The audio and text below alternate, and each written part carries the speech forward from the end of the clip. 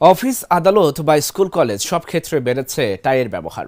বর্তমানে ক্রমবর্ধমান চাহিদা সম্পন্ন এই পণ্যের চাহিদা মেটাতে নীলফামারীতে গড়ে উঠেছে বেশ কয়েকটি মানসম্মত টাই তৈরির কারখানা, যেখানে কাজ করে নিম্ন আয়ের পরিবারগুলোর কর্মসংস্থানের পাশাপাশি ফিরছে আর্থিক সচ্ছলতা। তবে বৈধ কাগজপত্র তৈরি করে কারখানা চালানোর পরামর্শ জেলা বিসিকের। নীলফামারী থেকে সোহেল রানার পাঠানো তথ্যচিত্রে ডেস্ক রিপোর্ট। নীলফামারীর সদর উপজেলার নিউ বাবুপাড়ার মোশাররফ হোসেন প্রায় ৩০ বছর আগে গড়ে তোলেন জেলার প্রথম টাই কারখানা।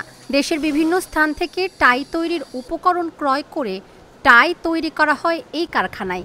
বর্তমানে গড়ে প্রতিদিন ৩০০ থেকে ৪০০ টাকায় এই কারখানায় ৪০ জন নারী পুরুষ কাজ করে সচ্ছল হয়েছেন।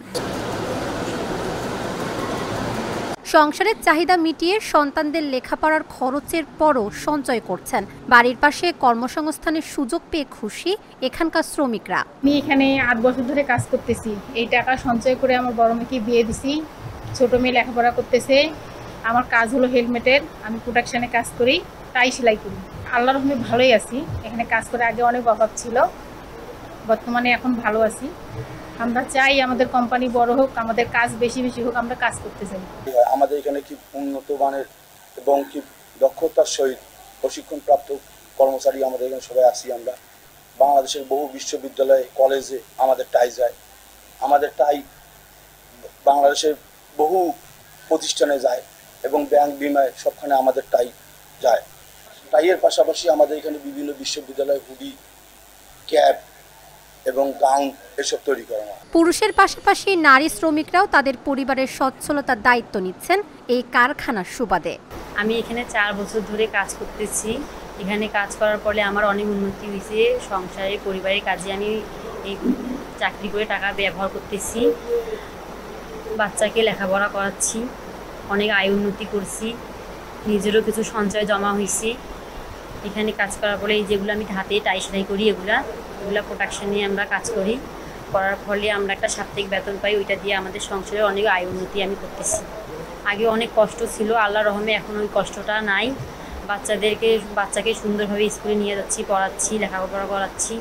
দেশে নীলফামারী জেলা ছাড়া অন্য কোথাও টাই তৈরি হয় না। জেলার সব মিলিয়ে এই শিল্পে ৮ শতাধিক নারী পুরুষের কর্মসংস্থান হয়েছে বললেন কারখানার মালিক। আমরা দীর্ঘদিন থেকে টাইয়ের সাথে জড়িত।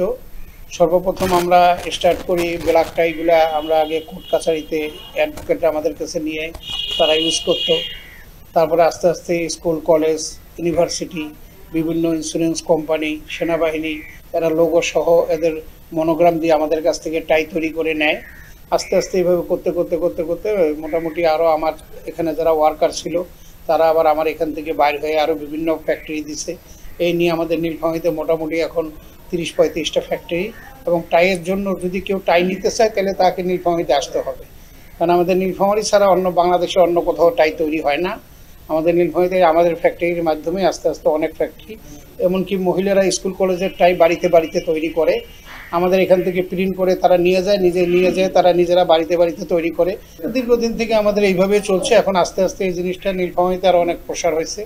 আমাদের নীলফামারী সদাগর পাড়া আছে, আমাদের হারোয়া আছে, এখানে মোটামুটি ৭০০-৮০০ লোক আছে, মহিলা আছে যে বাড়িতে বাড়িতে তারা টাই তৈরি করে। বিভিন্ন ওয়ার্কাররা প্রিন্ট করে তাদেরকে দিয়ে বানায়ও নেয়। তারপরে সরকারি কিছু স্কুল আছে, স্কুলগুলো যদি আমাদের সাথে সরাসরি যোগাযোগ করতো তাহলে এই স্কুলগুলো টাইগুলো যদি আমাদেরকে দিয়ে করাইতো তাহলে হয়তো আমাদের এটা আরও ডেভেলপ হতো বা আমাদের ওয়ার্কার আরও বাড়তো, এলাকার লোকজন আরও কাজ করতে পারত। টাই শিল্পকে বর্ধিত করতে প্রশিক্ষণ ও ক্ষুদ্র ঋণ প্রদানের পাশাপাশি অতিরিক্ত ভ্যাট ট্যাক্সের আওতা থেকে মুক্ত থাকতে কারখানার বৈধ কাগজপত্র রাখার পরামর্শ দিলেন এই কর্মকর্তা। আমাদের অধীনে এখন পর্যন্ত নীলফামারীতে 2টা টাই ফ্যাক্টরি রয়েছে। শুনতেছি আরও বেশ কয়েকটা টাই ফ্যাক্টরি এখানে হয়েছে, এন্টারপ্রেনার এখানে আছে যারা তৈরি করে। তো তাদের এই টাই একটা ক্রমবর্ধমান চাহিদা সম্পন্ন একটা পণ্য।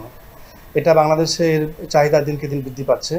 তো আমাদের বিসিকের এটা সম্পর্কিত বিসিকের যে আমাদের ধারণা বা কর্মতৎপরতা, যে আমরা কিছু কিছু কর্মীকে, কিছু কিছু উদ্যোক্তাকে ট্রেনিং দিয়ে এটাকে আরও কীভাবে সমৃদ্ধ করা যায় সেই বিষয়গুলো সম্পর্কে তাদের পরামর্শ দেওয়া। এছাড়া তাদের যে চাহিদা অনুযায়ী টাই তৈরি করার জন্য আমাদের ছোট ছোট ঋণ রয়েছে, যেগুলো দিয়েও আমরা তাদের উপকার করছি। ইতিমধ্যে অনেকেই করেছি এবং যতজনই আসবেন ইনশাআল্লাহ এরকম সুবিধা বেসিকের এই সুবিধাগুলো তারা পাবে। এমন পরিবেশ বান্ধব কারখানা গড়ে উঠলে জেলায় আরও কর্মসংস্থান সৃষ্টি হবে বলে মনে করেন স্থানীয়রা। Dhaka journal, news desk.